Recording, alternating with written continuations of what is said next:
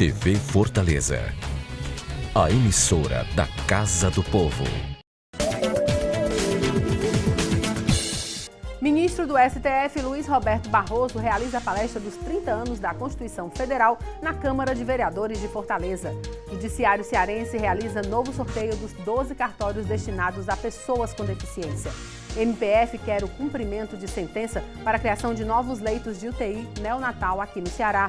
Conheça a previdência complementar da OAB-Prev e a nossa agenda com os concursos jurídicos com inscrições abertas. Os principais destaques do judiciário brasileiro, agora aqui no programa Mundo Jurídico.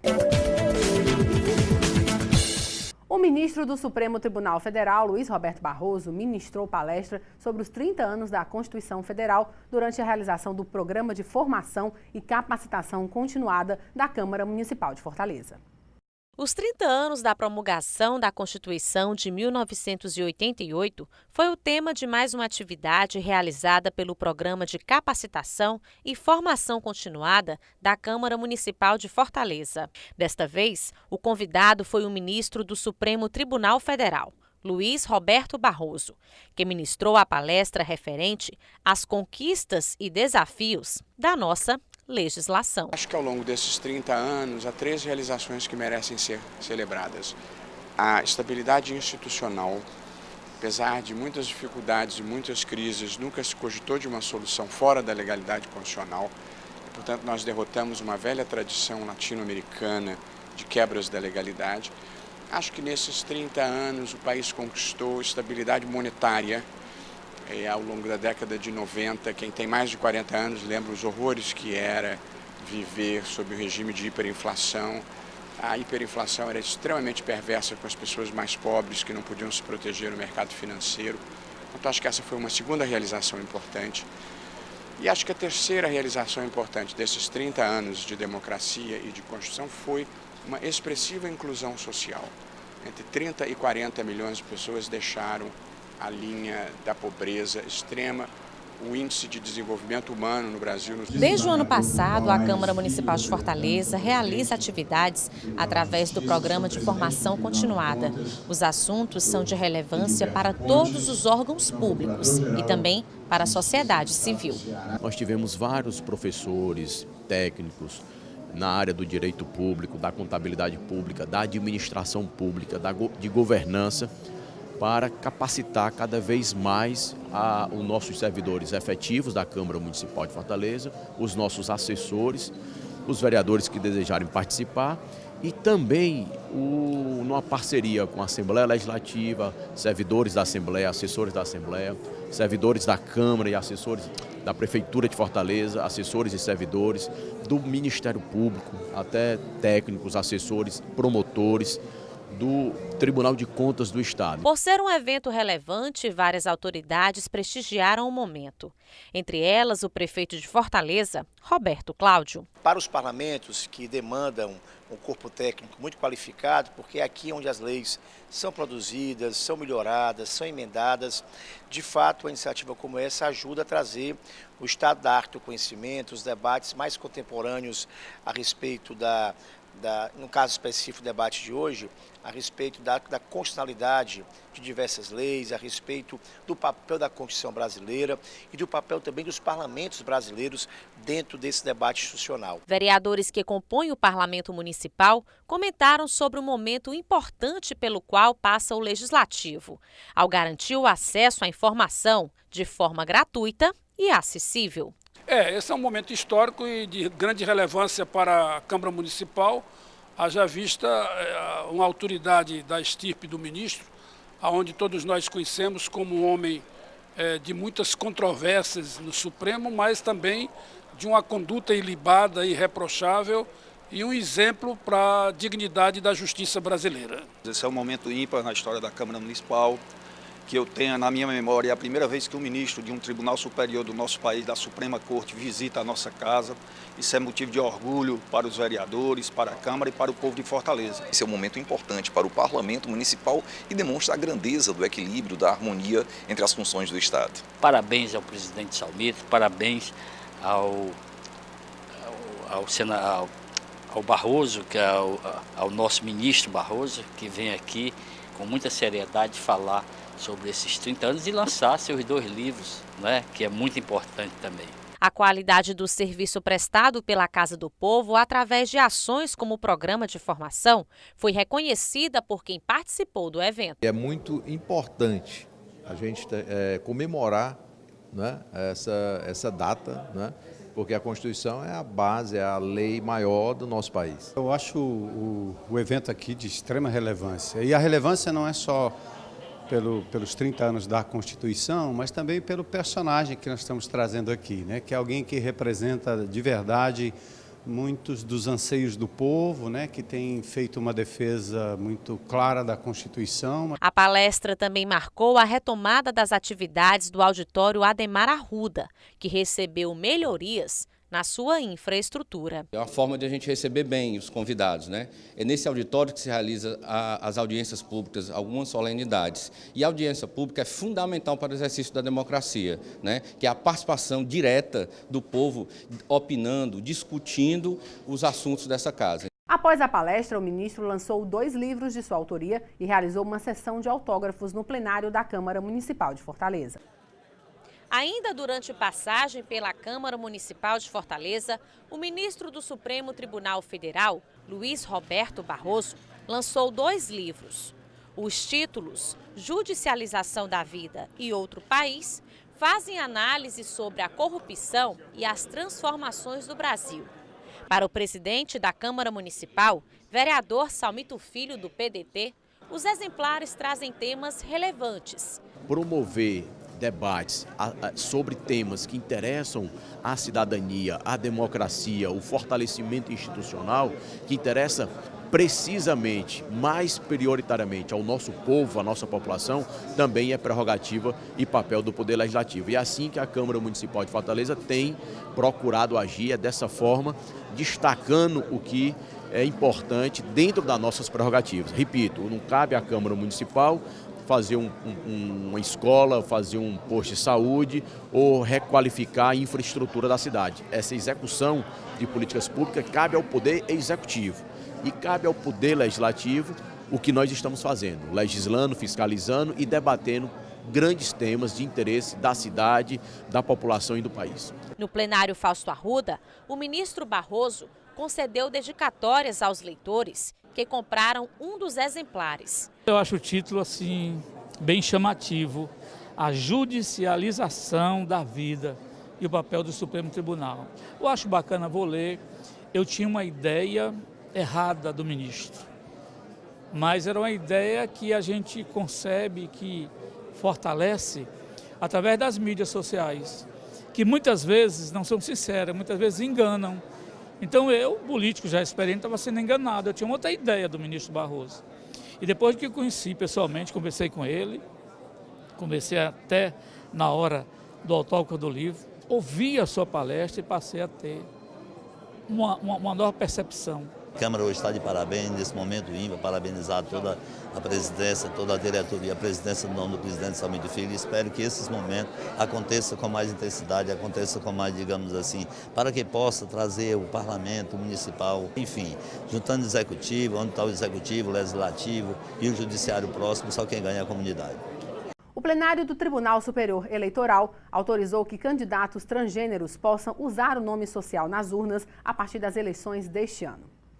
E a Justiça Eleitoral decidiu autorizar transexuais e travestis a pedir a inclusão do nome social no título de eleitor. Com a medida, também será possível atualizar a identidade de gênero no cadastro eleitoral. Fala-se muito em nome social, mas você sabe o que significa? Se não, fique atento à resposta a seguir. O nome social, ele é uma reivindicação do próprio movimento às autoridades brasileiras, no sentido que é um nome pelo qual nós nos identificamos e que nós nos reivindicamos na sociedade. Então, ele é uma demanda nossa e atender o nome social em diversos documentos é imprescindível. Em respeito à diversidade, a Justiça Eleitoral autorizou incluir um nome social no título de eleitor. Com a mudança, o cadastro eleitoral também deve ser alterado. Desde a semana passada, os nossos sistemas já estão preparados para que aquele eleitor travesti ou transexual que deseja incluir o seu nome social no nosso cadastro, para que o seu título de eleitor seja impresso com essa informação, já pode procurar qualquer uma das unidades da Justiça Eleitoral na capital e no interior do estado. A inclusão do nome social no título representa mais um avanço do público travesti e transexual. É importantíssimo, né, ter um nome social em todos os documentos que forem permitidos. Ano passado a gente já conquistou no CPF, agora nós estamos conquistando no título de eleitor, né? Tá também na Presidência da República um decreto que visa mudar no RG. Então são conquistas muito importantes que podem culminar no que nós realmente queremos, que é a retificação do nome civil, que é a gente mudar o nome que tem no nosso registro de nascimento para o nome que nós escolhemos. O novo sorteio para a escolha dos 12 cartórios reservados para pessoas com deficiência em concurso público ocorreu no dia 9 de abril. A audiência pública foi realizada na sede do Tribunal de Justiça do Ceará, aqui em Fortaleza. O presidente da comissão organizadora do concurso, desembargador Paulo Ayrton Albuquerque Filho, explicou que o novo procedimento se deu em razão à determinação do Conselho Nacional de Justiça, que decidiu pela inclusão do cartório de registro civil do Mucuripe, em Fortaleza, na relação de serventias extrajudiciais vagas. Dessa forma, ficou sem efeito o sorteio do dia 20 de fevereiro deste ano. A medida consta na alteração 2/2018, publicada no Diário da Justiça de 3 de abril. Com a mudança, o número de vagas aumentou para 228, sendo 152 por provimento e 76 por remoção, sendo 5% delas destinadas a pessoas com deficiência. As 8 vagas de provimento são: segundo ofício de registro de imóveis de Massapê, cartório de registro civil do distrito de Canindezinho, em Nova Russas, cartório do registro civil do distrito de Triângulo, em Chorozinho, cartório do registro civil do distrito de Caruataí, em Tianguá, primeiro ofício de registro civil de Paramoti, segundo ofício de registro de imóveis de Santana do Acaraú, primeiro registro civil de Chaval e o primeiro ofício de registro civil de Assaré. Já as 4 destinadas à remoção contemplam cartório de registro civil do distrito de Lages, em Maranguape, cartório do registro civil do distrito de Itaipaba, em Pacajus, cartório do registro civil do distrito de Cariutaba, em Farias Brito, e o primeiro ofício de registro de imóveis de Sobral. A Procuradoria-Geral do Estado do Ceará foi criada em 1977, ainda no governo militar de Adalto Bezerra. No último dia 30 de março foi comemorado o Dia Estadual do Procurador do Estado do Ceará. E para falar sobre a importância do papel desse profissional para o avanço do Ceará, nós conversamos agora com o Procurador-Geral do Estado, Dr. Juvencio Vasconcelos Viana. Dr. Juvencio, é um prazer tê-lo aqui em nosso estúdio. Abel, é um prazer estar aqui com você novamente, é uma satisfação, sempre bom estar aqui nesse ambiente de diálogo e para falar de uma coisa, de algo, de uma instituição que nos é muito querida, que é a Procuradoria-Geral do Estado do Ceará. Dr. Juvencio, inicialmente eu gostaria que o senhor fizesse aqui um resgate histórico da Procuradoria-Geral do Estado. Ela foi criada ainda no governo militar, mais precisamente no governo de Adalto Bezerra. Qual era a estrutura inicial da Procuradoria-Geral do Estado? Contávamos na ocasião, naquela década dos anos 70, apenas com uma consultoria geral do Estado e outros papéis eram esquecidos. Isso foi sanado, então, com uma emenda constitucional, ainda no final de 76, e durante o ano de 77, tá, em março, aí veio uma lei orgânica, e exatamente a data dessa lei orgânica acabou virando um marco recente de um projeto de lei que consagrou no Estado do Ceará o Dia do Procurador do Estado, 30 de março. Né? E aí, né, com essa lei orgânica, procurou-se dar uma efetividade ao comando constitucional estadual, né? E dando todos os departamentos que a Procuradoria-Geral do Estado merecia. O lado do contencioso passou a ser atendido, uma procuradoria judicial, sempre esses além do flanco da consultoria, né, outros eram necessários, como o lado do contencioso geral, vamos chamar assim, o não fiscal e o lado fiscal. Então isso passou a ser atendido por essa estrutura que então passou a cuidar desses aspectos. Por um bom período, basicamente, nos organizamos assim, né, com a consultoria para cuidar de uma seara administrativa, com a fiscal para cuidar, como o próprio nome está a dizer, de matérias tributárias, né? e o não fiscal, portanto, ficava com uma procuradoria judicial que, na ocasião, cuidava, portanto, de todos os assuntos, concurso público, matérias relativas a servidor, tá? Desapropriações também, licitações também, né? O passar dos anos foi exigindo, naturalmente, como acontece em várias instituições, a especialização. Então, se eu te falar de hoje, para dar aqui um grande salto histórico, a Procuradoria é muito mais que isso. Então, outros setores, outras matérias foram atendidas para exemplificar rapidamente o meio ambiente. Até porque novas demandas surgiram. As demandas surgem, vão exigindo uma especialização maior da Procuradoria. Portanto, nós passamos a ter o Propama, né? Nós passamos a ter um cuidado, um zelo muito maior com a administração indireta, né? Que apesar de ter uma marca de autonomia administrativa, mas acaba sempre precisando de uma atenção e de um zelo, de uma espécie de tutoria da Procuradoria-Geral do Estado, do braço estatal maior, né? Então, foi criado também o Procadim, da administração indireta, né? A própria fiscal se subdividiu. Hoje nós temos a fiscal e temos uma procuradoria da dívida ativa. Portanto, fomos progressivamente criando mais especializações, né? As demandas foram exigindo isso.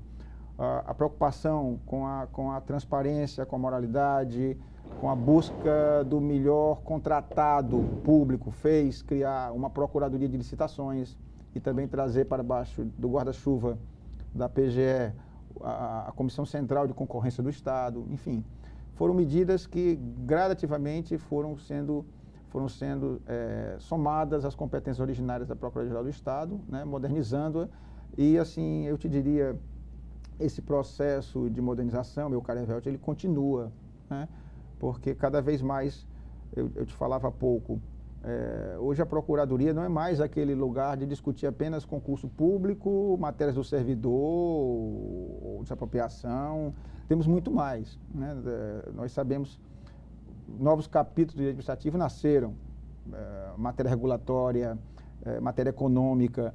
Portanto, assim, hoje em dia, a gente senta numa reunião na Procuradoria do Estado para discutir memorandos, para discutir acordos de acionistas, para discutir protocolos de intenções, ou seja, há toda uma matéria que não é mais exatamente aquela do direito administrativo clássico do Eli Lopes Meireles, que você lia naquele... São capítulos novos, né? Exige mais. E aí cabe também marcar aqui, também, felizmente, contamos com um corpo técnico muito bom de procuradores, né? Pessoas que se aprimoram o tempo todo, estão fazendo pós-graduações, são autores de livros, né? O corpo técnico também, os servidores são pessoas que se empenham, se entregam realmente. Isso nos ajuda muito, né? Desde 2015, quando do início do governo Camilo, que fomos chamados a ficar à frente da instituição, esse tem sido o meu discurso, esse tem sido a minha prática de buscar sempre levar a PGE todos. Isso é uma ideia coletiva, não é uma ideia de um só, né?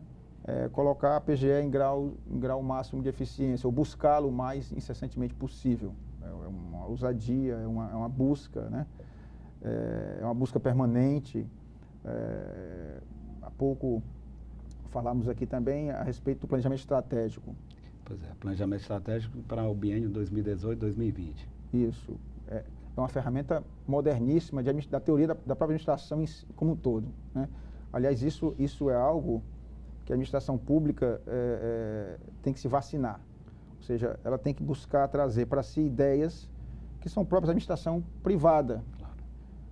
Artigo 37 da Constituição, você é colega, você sabe muito bem disso, uma reforma constitucional, além daqueles sagrados princípios de legalidade, igualdade, eficiência está lá. Então, portanto, quando a gente fala em gestão por resultados, tá? O mecanismo, o instrumento do planejamento estratégico, que não é nada mais pensar bem, planejar antes de agir, para agir melhor, né? E, consequentemente, alcançar eficiência. Eficiência também traz economicidade. Com certeza. Tá?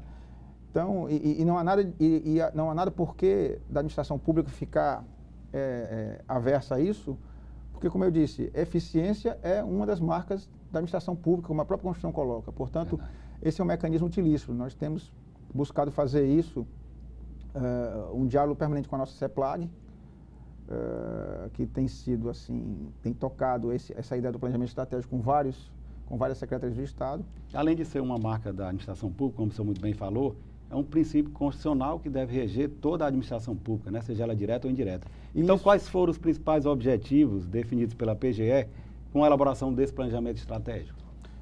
São muitos, mas assim, para exemplificar e para facilitar até para o telespectador, garantir a duração razoável dos procedimentos internos. Né? É claro que a PGE atua muito no processo judicial, e aí assim, a gente já não tem esse controle do processo judicial porque os prazos são do judiciário, mas aqueles procedimentos que são internos nossos, e aí ao mesmo tempo é desafiador porque eu tenho uma licitação. Para buscar esse melhor contratado, eu tenho um procedimento legal. Certo. E aí há prazos para a concorrência, há prazos que tem que ser rigorosamente seguidos para o pregão, etc. Então, assim, eu tenho que, sem perder de vista essas formalidades necessárias para o devido processo, eu tenho ao mesmo tempo que buscar o ser o mais rápido possível. Então, é um desafio constante. Eu tenho aposentadorias para serem analisadas, eu tenho pensões a serem otorgadas, eu tenho pessoas que dependem disso. Por trás desses processos, desses autos de aposentadoria, tem alguém esperando receber esse benefício. Então, é preciso ser sensível a isso. Nós temos procurado, não estamos no número ideal, estamos trabalhando por concurso público, nosso governador muito sensível a esse assunto, mas também é um governador muito preocupado com o equilíbrio, com o ajuste fiscal. A PGE tem procurado ser uma colaboradora nessa ideia do ajuste, né? Diga-se de passagem, inclusive, que o Ceará é um dos estados com a melhor situação fiscal no país. Pois é, isso é algo que se comemora e a gente vibra e, na sequência, continua trabalhando nisso. Ou seja, ninguém pode perder a atenção em nenhum momento dessa ideia. Isso é um fio de prumo, isso é um arame de equilíbrio permanente. Então, assim, não há por que descuidar disso, porque os estados que descuidaram, né, e quem imaginaria que grandes estados da federação estariam passando situações vexatórias no momento, os estados que descuidaram disso estão pagando um preço caríssimo. Né? No outra ponta, o estado do Ceará tem se preocupado permanentemente com isso. E a PGE tem buscado ser uma coprotagonista nessa busca, juntamente com outras secretarias fundamentais aí, como a própria Cefaz, a CEPLAG, a CGE, né, que compõem um comitê de gestão financeira do Estado. Doutor Juvencio, o senhor ressaltou aqui dois importantes princípios da gestão pública. O senhor falou em ética e transparência. No momento de instabilidade política e econômica pela qual o país está passando, se cobra de forma mais veemente a ética e a transparência. Qual tem sido a preocupação do Estado, através da PGE, no que diz respeito a esses dois princípios, a concretização desses dois princípios? A preocupação é permanente. Nós temos, primeiro assim, na hora que assumimos o papel de consultoria geral do Estado, portanto, órgão maior de assessoramento jurídico do Estado, nós temos uma preocupação permanente de trabalhar, especialmente no preventivo, até, por exemplo, bem rapidamente, estamos num momento eleitoral. Tá? Então, esse é um momento em que, além das regras do direito administrativo comum, ou seja, quando eu vou fazer uma contratação, uma nomeação, quando eu vou fazer meus atos de gestão regulares que o direito administrativo regula, eu tenho um plus, que é olhar para a legislação eleitoral também. Verdade. Então, assim, eu tenho que já preventivamente chegar junto aos meus gestores, né, e alertá-los e orientá-los, né? A gente tem procurado fazer isso em várias reuniões, em pareceres, né, em orientações, visando assegurar isso já preventivamente, quer dizer, que é sempre a melhor forma de evitar. E, evidentemente, quando localizamos algo inadequado e somos provocados e atentamos para isso, buscamos orientar no sentido de corrigir o ato, de chamar sempre a ordem, né, o status da legalidade. Isso é uma preocupação, uma busca permanente. Transparência é fundamental, né? Todo órgão da administração que é a administração de um Estado democrático de direito, tem que primar por publicidade. Publicidade implica em transparência, né? Então, assim, saber, a administração não tem o que esconder, a administração não tem o que ocultar, porque os motivos devem ser bem claros. O motivo é a busca do bem comum. Então, assim, não há por que nada a esconder em relação a outro órgão de controle, ou ao próprio particular, ou ao próprio membro da sociedade, né? Então, transparência é uma busca permanente. A PGE também trabalha com sistemas de controladoria, de ouvidoria, tá? Buscando ser o mais transparente possível. Eu repito, é uma busca permanente, porque nós sabemos que temos deficiências, né? Ainda não temos uma quantidade ideal de pessoal, estamos buscando por isso, estamos lutando com isso, sem perder a noção do equilíbrio, mas estamos preocupados com isso. Então, assim, sempre preocupados em fazer o máximo, fazer o mais, mesmo com o menos. Então, assim, isso é algo que a gente não perde de vista. Então, Juventus, o novo Código de Processo Civil, ele estimula a utilização dos métodos adequados de solução de conflitos. De que forma a PGE tem atuado, basicamente com a conciliação e mediação? Eu gostaria que o senhor falasse logo após um breve intervalo. A Câmara Municipal de Fortaleza não para de trabalhar pela população da nossa cidade. E para que você fique sempre por dentro do nosso dia a dia, temos vários canais de comunicação. Confira o que acontece na Câmara pelo site e pelas nossas redes sociais, como Facebook, Instagram, YouTube, TV Fortaleza e Rádio Fortaleza. Acesse, comente, assista, participe. A casa é sua também. Câmara e você, juntos construindo uma Fortaleza melhor. Nós voltamos a entrevistar o Procurador-Geral do Estado do Ceará, Dr. Juvencio Vasconcelos Viana. Dr. Juvencio, a pergunta que ficou no ar no bloco anterior foi sobre de que forma a PGE vem se utilizando dos métodos adequados de solução de conflitos. Tua pergunta é excelente. Como você bem destacou, a legislação moderna, né? Ela vem instigando ao máximo possível a prática desses métodos alternativos de solução do conflito. Quer dizer, não esperar mais só pela solução oficial.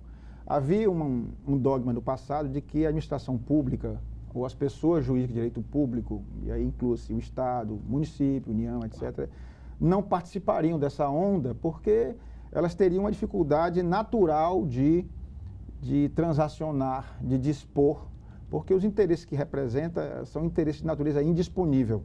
Então, haveria uma incompatibilidade natural entre aquilo que a administração representa e essas vias.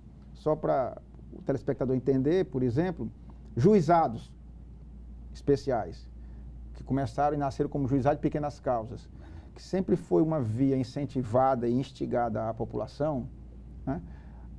A sua confecção original não permitia a presença de pessoas jurídicas de direito público. Ou seja, quando se pensou, ainda na década de 80, em criar juizados para, ao máximo possível, buscar conciliação, a administração pública, o Estado, por exemplo, era persona não grata. Não podia haver uma ação contra o Estado ou o Estado propor uma ação em juizado. Hoje nós sabemos que é diferente. Nós temos juizados da fazenda pública. Quer dizer, há uma mudança total do paradigma. É sujeitar, é colocar a fazenda nessa onda de conciliar também. Ainda temos dificuldades. Por quê? Porque tem todo esse ranço aí de 30, 40 anos de não conciliar. Por problemas culturais mesmo. Portanto, é preciso vencer esse dogma. E o que eu posso te dizer, a PGE tem buscado atualizar-se, modernizar-se e vencer esse dogma. Então, a gente tem procurado incorporar dentro do Estado, como eu disse, buscando modernizar-se, várias dessas ideias de transação, de conciliação, né?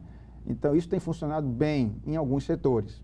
Já temos conseguido fazer um bom laboratório disso em relação a medicamentos. Esse plano de fornecimento de medicamentos, que sempre levava muita judicialização, muita demanda, nós temos buscado esvaziar isso, com momentos prévios, mostrando medicações que a Secretaria de Saúde tem, possui, e, portanto, desnecessário demandar, porque tem como outorgar isso administrativamente. Então, isso tem gerado uma grande economia. Outro grande exemplo que nós temos, esse é um grande laboratório da PGE, desapropriações. Você sabe que desapropriação é uma intervenção na propriedade privada muito brusca, muito forte. Evidentemente, sofre a pessoa que é tirada, por exemplo, da casa que teve há anos, mas por alguma razão de interesse público, ali não vai estar mais porque vai ser desapropriado. Então, é um momento sensível e, consequentemente, também merece um trato com sensibilidade, com acolhimento. Então, nós temos criado técnicas de mediação, técnicas onde a gente utiliza psicólogos, assistentes sociais para mediar, para trazer esse pessoal ao diálogo, né, o expropriado. E precatórios também, essas técnicas humildes. estão sendo... É um outro laboratório eficiente, só para você ter ideia, ano passado nós conseguimos retomar, e aí louve-se também a iniciativa do nosso Tribunal de Justiça, tendo à frente o presidente Gleidson, nós conseguimos retomar lá dentro do Tribunal de Justiça as mesas de conciliação. Né?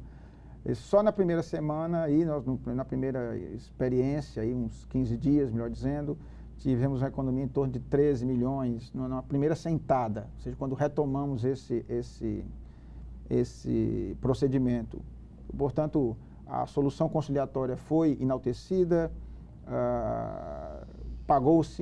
foram pagos mais precatórios. Mais importante de tudo, o jurisdicionado recebeu, né? Conseguiu conciliar para receber mais rápido o seu crédito, tudo dentro de um devido processo, de uma autorização constitucional, enfim. Então, assim, ano passado também, vários registros, nós inauguramos uma ideia que foi a conciliação fiscal. Isso também foi muito interessante. Nós fomos para dentro do Fórum Clorbev-Lacqua e, valendo-se das disposições do Refis que estavam nos seus últimos dias, conseguimos trazer os pequenos devedores. Tá? Isso teve um lado social muito importante, porque assim, muitos pequenos devedores que tinham execuções fiscais ou bens, é aquele que tem uma moto sua, ou é um taxista que tem o seu veículo e de repente está lá penhorado, enfim.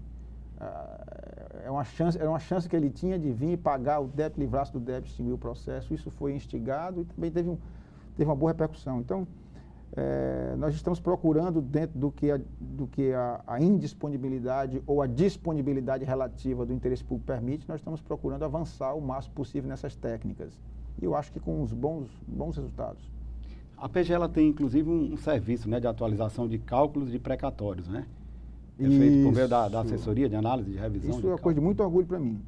Assim, desde que isso nasceu, embrionariamente ainda, pequeno, como um laboratório, uma parceria de auditores da Cefaz, procuradores do Estado, isso ainda década de 90, né? Nasceu, já foi mostrando resultados positivos. Eu sempre fui um entusiasta dessa comissão.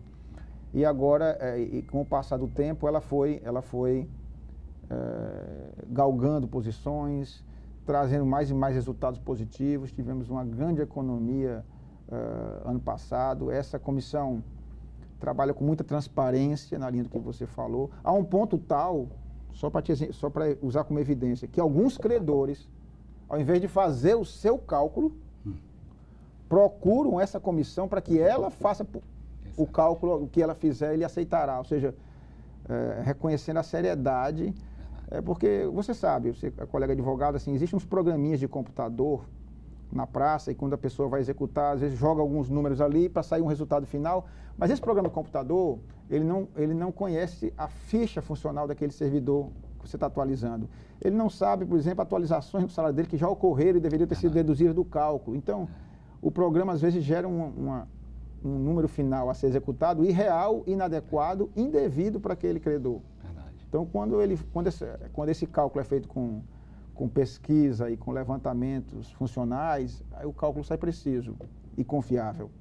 A PGE também ela tem investido no aperfeiçoamento de mecanismos para evitar a sonegação e a evasão fiscal, não é verdade? Sim. Nós temos conseguido aumentar os nossos números quanto à arrecadação. Como eu te disse, nós temos dois importantes segmentos aí, a Procuradoria Fiscal e a Procuradoria da Dívida Ativa. Dentro da Procuradoria Fiscal, além de um grande trabalho, um trabalho hercúleo que os colegas procuradores realizam, nós temos focado muito nos inventários, tá? E sermos muito cautelosos quanto à busca do imposto de transmissão, tá? Que às vezes não é pago ou existem doações que visam driblar a incidência do imposto, ou seja, temos os inventários extrajudiciais que precisam ser controlados, fiscalizados, temos focado nisso também. E aí temos buscado auxílio da Corregedoria do Tribunal de Justiça do Estado para chegarmos junto aos cartórios nesse trabalho. E pelo lado da Procuradoria da Dívida Ativa, também investindo nos meios extrajudiciais, como você lembrou há pouco, a via do protesto, que já está legitimada e reconhecida pelo Judiciário, nós temos investido muito nela porque tem se mostrado uma via mais eficiente. Isso é uma coisa que vale registrar. A execução fiscal, o nosso processo de execução fiscal, que é da década de 80, ele não é tão bom Ou seja, buscar no judiciário às vezes não é tão eficiente por um grande atraso da legislação e por outros problemas que temos. E às vezes a via extrajudicial tem se tornado mais eficiente, nós temos investido nela. Conseguimos triplicar nossa quantidade de protestos, pretendemos aumentar isso, e isso tem trazido também um consequente aumento dessa arrecadação, né? Eu sempre aposto nisso, ou seja, melhore as técnicas da arrecadação, essa é melhor do que submeter o contribuinte a maiores exações fiscais. Melhore as técnicas da cobrança, é o que nós temos buscado fazer. Mais recentemente, temos estreitado o diálogo com o judiciário, e aí teremos certamente, isso é algo que está sendo estudado, e uma especialização de uma das varas da execução fiscal em vara especializada em crimes contra a ordem tributária, para a gente focar no lado da sonegação, e o incremento de uma ação conjunta, interinstitucional, com o Ministério Público, com o Judiciário, com a nossa própria Cefaz, né, com a própria Secretaria de Segurança Pública, buscando esse combate. Será o que nacionalmente se chama de CIRA, o Comitê Interinstitucional de Recuperação de Ativos. Buscaremos fazer a implementação disso. Já temos uma ação embrionária que inauguramos ainda ano passado e agora nós pretendemos incrementar isso. Então, Juvencio, o tempo realmente voou, nós estamos chegando ao final da nossa entrevista. O programa Mundo Jurídico agradece a sua participação e reconhece o importante papel do Procurador do Estado, não só na representação judicial ou extrajudicial do Estado, mas mormente no apoio à formulação de políticas públicas voltadas para a sociedade, seja na área de saúde, educação, segurança pública, e abra agora espaço para as suas considerações finais. Eu só tenho que agradecer, você é sempre um fidalgo, a tua recepção, o seu acolhimento aqui, eu digo não a minha pessoa, mas a PGE te agradece pelo espaço. É interessante, às vezes, é muito interessante passar para a sociedade às vezes não tem dimensão do que é a Procuradoria-Geral do Estado ou do papel relevante que ela faz por essa mesma sociedade. Então, é te agradecer esse espaço e aqui reafirmar de público esse compromisso dos procuradores do Estado que tem essa preocupação com a legalidade, com o interesse público e, nesse contexto atual, de trazer uma sociedade melhor para o povo cearense. Obrigado. Ivelise Maia.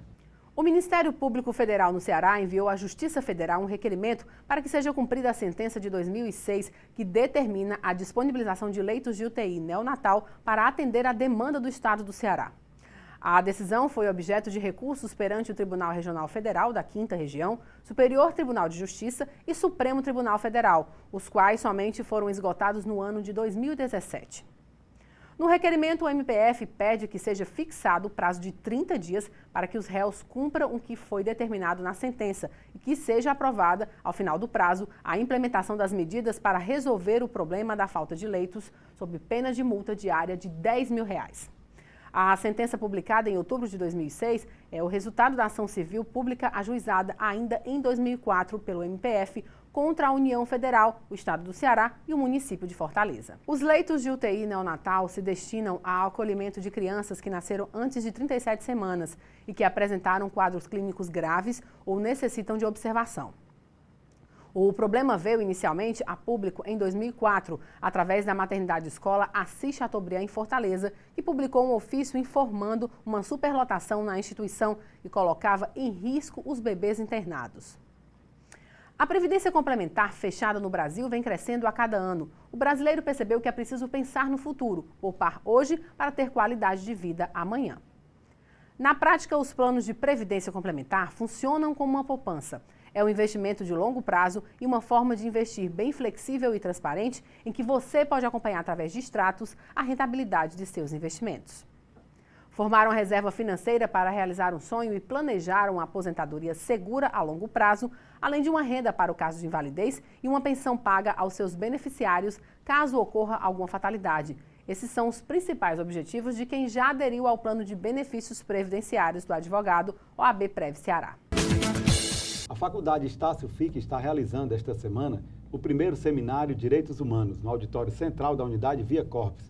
E para falar sobre o tema, nós recebemos agora em nosso estúdio os advogados Vanilo de Carvalho e Robson Sabino. Então, Vanilo, é um prazer tê-lo novamente conosco aqui no estúdio do programa Mundo Jurídico. O prazer é todo meu. Inicialmente, eu gostaria que o senhor falasse um pouco sobre a importância deste evento que a Faculdade Fique está realizando. Falar sobre direitos humanos e fazer um seminário sobre direitos humanos, no momento atual, é de uma importância tamanha. Eu falo do momento atual porque a gente ouve um questionamento sobre aqueles que advogam, que defendem os direitos humanos, a efetivação dos direitos humanos. Então, um evento acadêmico, um evento para se pensar a atuação dos direitos humanos, já visto que me causa surpresa ter alguém que pense que direitos humanos não devem ser eles defendidos para todos, porque os direitos humanos são todos aqueles direitos inerentes à pessoa humana. Então, todos têm aquele conjunto de direitos por si mesmos e por defesa do Estado como tutela. Dr. Robson, essa matéria de direitos humanos é uma matéria muito ampla. Na realidade, os direitos humanos abrangem quais temas? Eu vejo assim, inicialmente você vê como o avô dos direitos humanos, por exemplo, é a religião. Certo. Então, foi o que começou os direitos humanos, quem começou a lutar pelos direitos humanos, da forma como a gente conhece hoje, pelo menos no mundo ocidental, foi a igreja de uma forma geral, e lutou por vários direitos. A liberdade, você tem a liberdade, você tem os direitos, você vê muito de direitos da pessoa idosa, os direitos da criança e do adolescente, você tem uma série de direitos de pessoas e grupos vulneráveis que precisam da atuação do Estado, que precisam do reconhecimento dos seus direitos e da sociedade. Mas eu vejo também os direitos humanos, como o próprio Vanilo falou, é um direito de todos. É o direito dos direitos humanos do policial quando ele é vítima, da violência também, quando ele não tem condições de trabalho e acaba sendo morto. É o direito humano dos profissionais, das pessoas de exercerem a sua profissão. Também os direitos das minorias e que devem ser respeitados também. Então, os direitos das mulheres, os direitos dos negros, enfim, para que nós possamos viver numa sociedade livre, numa sociedade justa e que respeite os direitos de todas as pessoas. Então, Vanilo, os direitos humanos, eles então devem ser entendidos como os direitos básicos de todos os seres humanos, como simplesmente o direito à vida. Mas estando aí incluídos, obviamente, o direito à moradia, à saúde, à liberdade, à educação.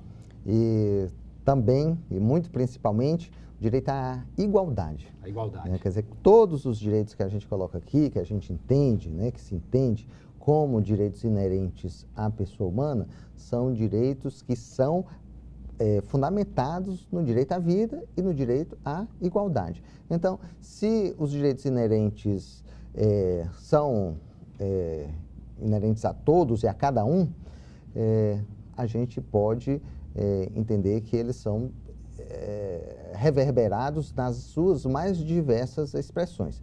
Num exemplo aqui como o Brasil, que é um triste exemplo de seguimento e de obediência, por assim dizer, à própria Constituição, que é uma Constituição tão defensora, tão expressa dos direitos humanos, o que de mais choca, sem sombra de dúvida, é essa abissal desigualdade econômica e social que a gente vive.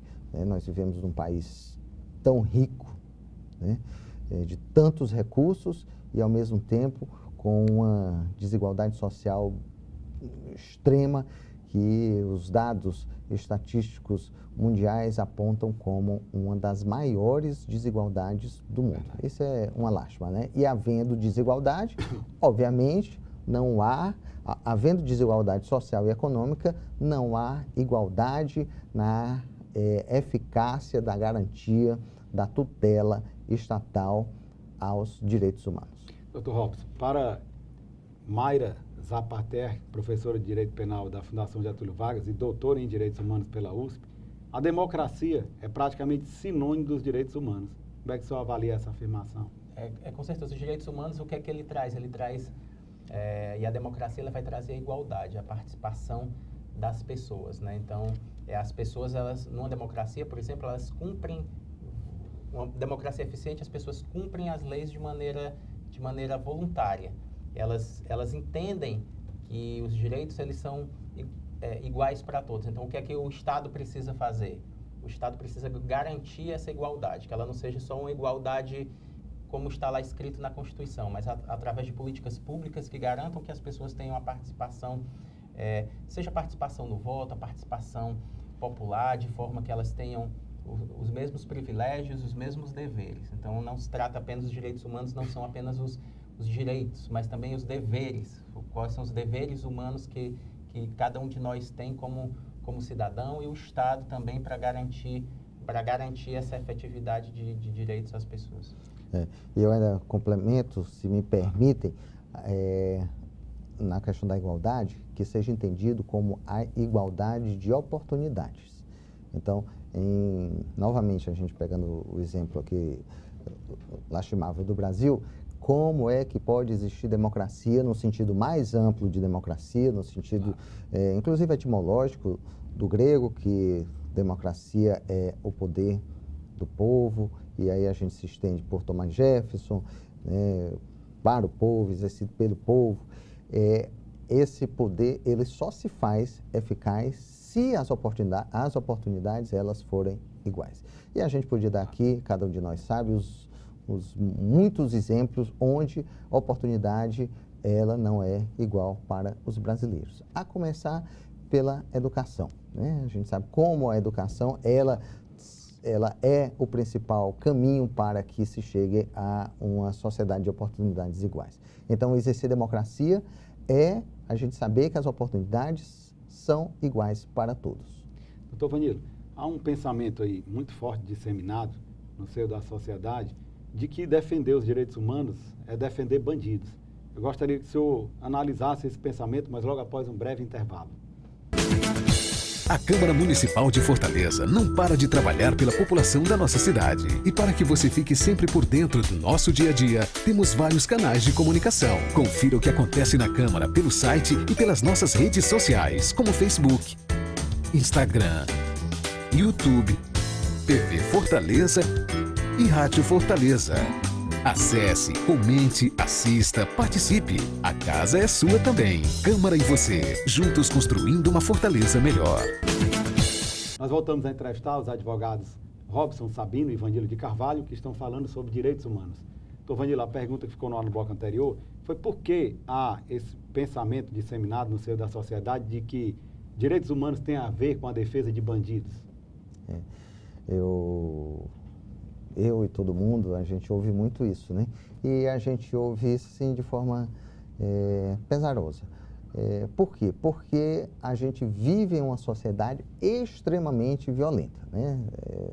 Os números são assustadores, né? A gente fala que em 2016, por exemplo, se morreu assassinado aqui no Brasil 61 mil brasileiros. Isso aí são índices, né, estatísticos, números de país em guerra, né, até mais superior do que os de país em guerra. E assassinatos violentos.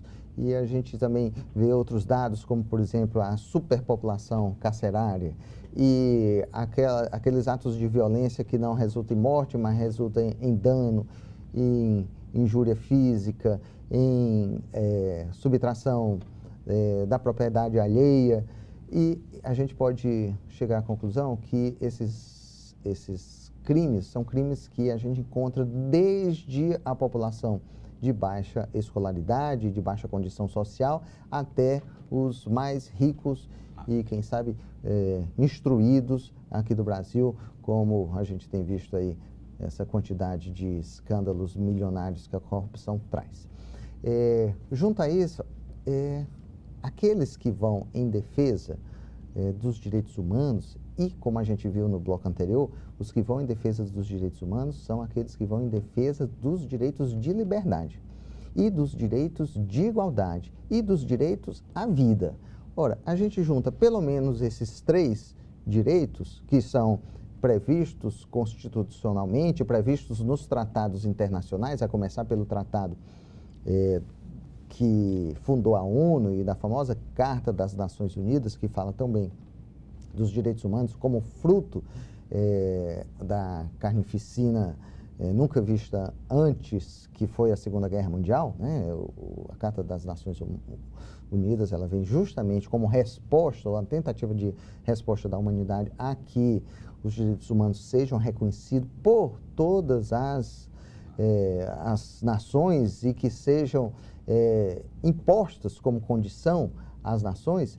Aí a gente sente que os direitos humanos são questionados quando se há defesa de quem quer que seja, né? Inclusive do bandido.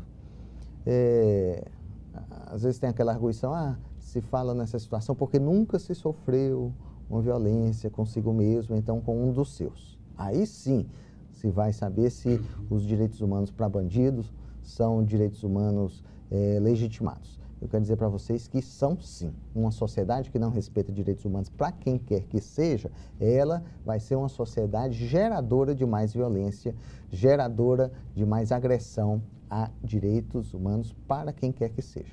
Dr. Robson, na realidade os direitos humanos eles não visam garantir a impunidade, e sim garantir que a pessoa tenha defesa e tenha um processo justo, né?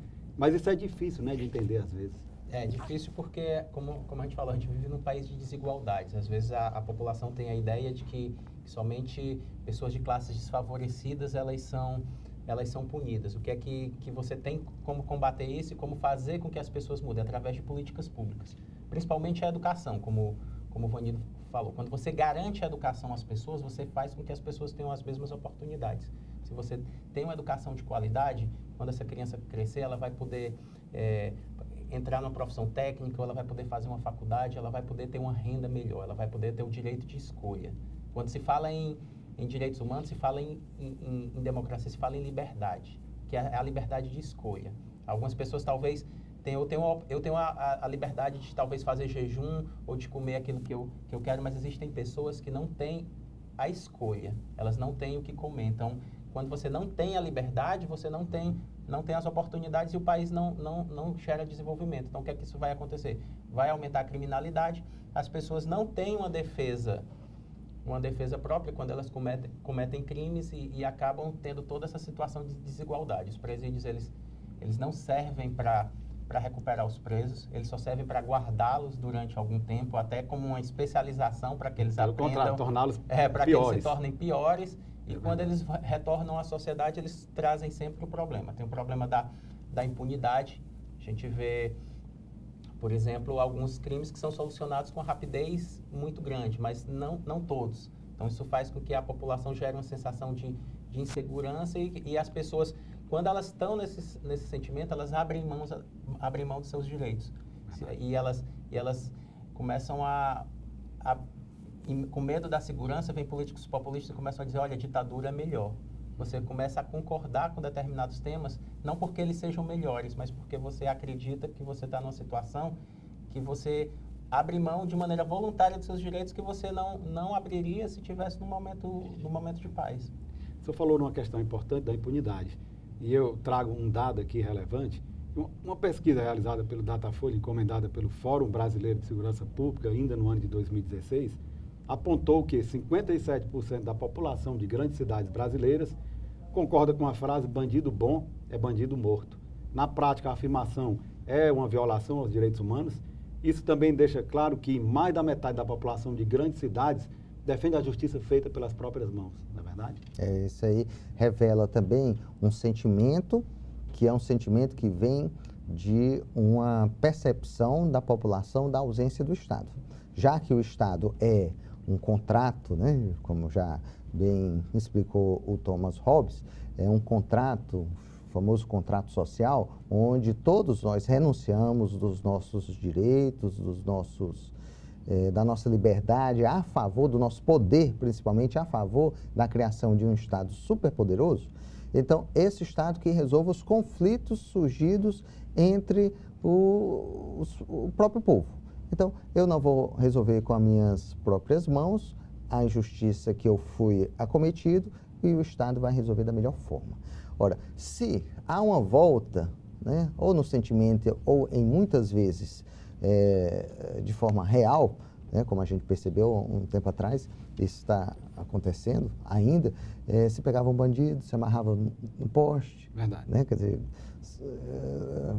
a barbárie tanto era aquela que o bandido cometeu, quanto daqueles que queriam causar uma justiça com as próprias mãos. É como se aquele que fosse justificar o ato de punir o bandido, ele tivesse igualado ao ato que o bandido fez, ele tivesse se igualado ao bandido.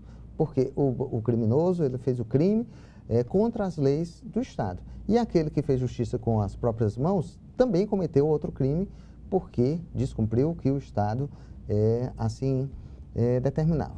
De tal forma que essa percepção revelado pelas expressões que você usou, através dessa pesquisa, é um sentimento que a gente coloca como sentimento de descrença na própria atuação estatal. Poxa, o Estado não está fazendo aquela sua principal missão, que é regular e punir aquele que descumpre as leis. Então, se ele não está fazendo o dever dele, eu vou fazer, né, conforme eu entendo que é a justiça.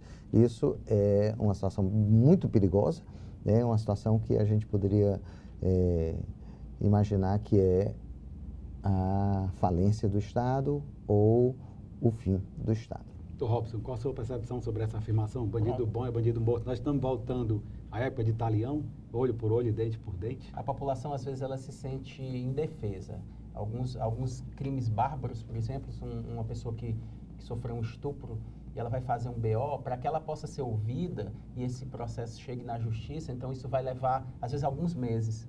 Então, e aí quando vai chegar no judiciário, então é um problema que começa o quê? Começa, primeiramente, nas leis, que são leis, muitas vezes, leis fracas, leis frouxas, que precisam, em alguns crimes, serem endurecidas. Então, isso gera também impunidade. Segundo, quando chega no Estado, no Executivo, na Polícia Judiciária, ela não consegue prender, a maioria dos crimes eles não são investigados, eles não são descobertos. E aí, quando chega no terceiro ponto, que é o judiciário. É um judiciário que é abarrotado, porque o pouco que vai chegar ao judiciário, mas ainda assim é uma quantidade muito grande de crimes. E por quê? Porque nesses dois primeiros pontos aqui tem uma sensação de impunidade. O bandido, a pessoa pensa que ela não vai ser punida. E ela tem quase certeza da não punição. Então, isso estimula o crime, porque vai passar pelas duas fases. Ela acha que a lei é frouxa, ela acha que mesmo que ela cometa o crime, a lei sendo frouxa, ela ainda não vai ser pega pela polícia, porque o crime pode prescrever. E aí, no último momento, isso vai desaguar no judiciário. Então, vai ter que ter uma mudança nesses três pilares para que a gente comece. E o que é que acontece? A população fica indefesa. Você é vítima de um crime e acha que não vai haver justiça para o seu caso. Então, a população, ela se revolta e ela acaba querendo fazer justiça com as próprias mãos, acaba cometendo um crime maior. Você acaba deixando de ser cidadão e passando a ser um criminoso, porque você não aguenta mais a situação que a gente vive de tanta impunidade, de tanto crime, de tantas pessoas que fazem as coisas e não são punidas. E se me permite falar, quantas vezes a gente não ouve?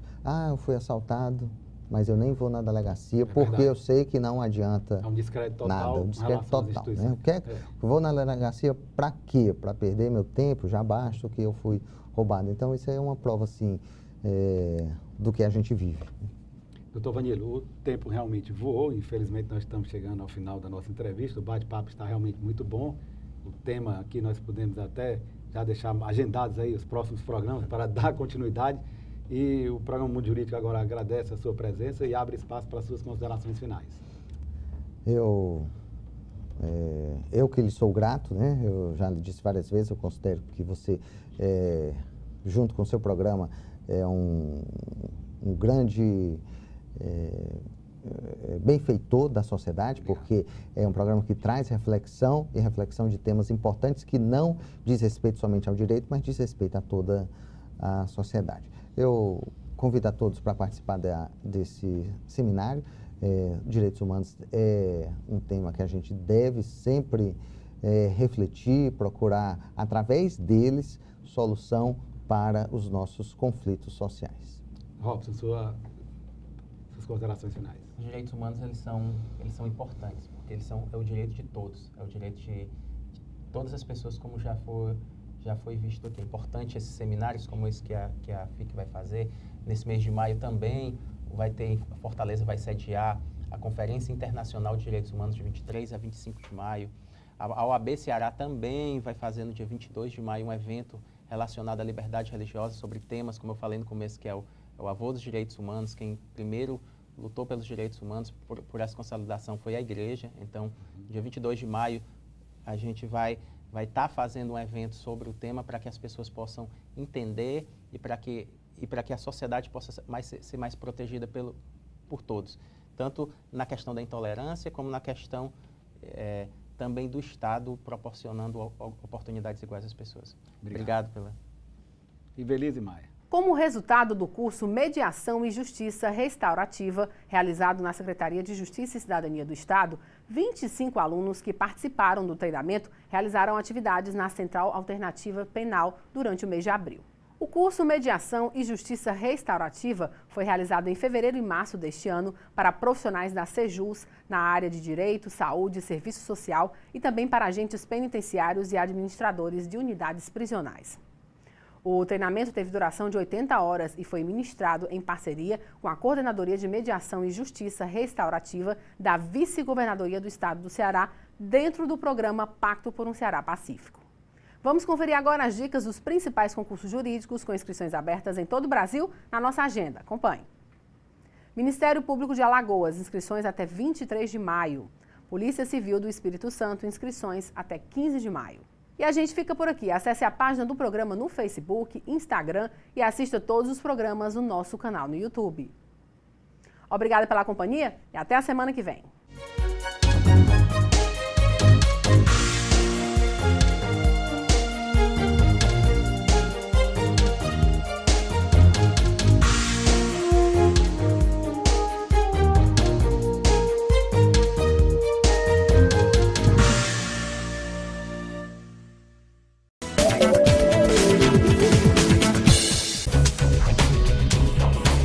TV Fortaleza, a emissora da Casa do Povo.